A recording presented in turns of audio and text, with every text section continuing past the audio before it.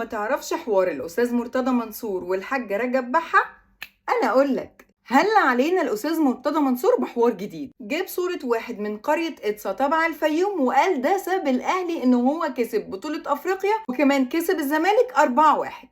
إيه ده معقول؟ الراجل ده اللي حط الخطة اللي لعبوا بيها في الماتشات دي كلها وكسبوا بيها؟ لا خالص، ده عمل لهم أعمال وسحر وشعوذة.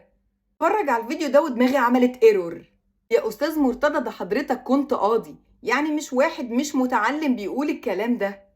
ما يمشيش مع حضرتك ان خطة أسوريو اللي ابتدى بيها الشوط الأول كانت غلط، ونص الملعب كان مش موجود أصلا، حط زيزو وفتوح في أماكن غير أماكنهم وكان بيجرب قدام الأهلي. على فكرة أنا كنت بتفرج على الماتش ده مع ناس زملكاوية وهم اللي قالوا لي الكلام ده. ولما غير الخطة الشوط التاني الزمالك كان شكله أحلى بكتير، مش عشان يعني العارضة اليمين كان معمولة عليها حاجة يعني. طب وكرة قفشة اللي جت في العارضة دي نقول عليها ايه؟ الزمالك كان حاطط للأهلي حاجة هو كمان؟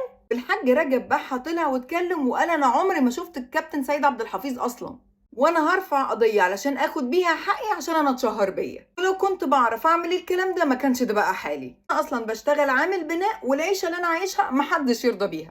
يا استاذ مرتضى لو عايز تبرر خسارة الزمالك قدام الاهلي 4-1 ما يبقاش بالطريقة دي وما يبقاش ده الكلام. سلام.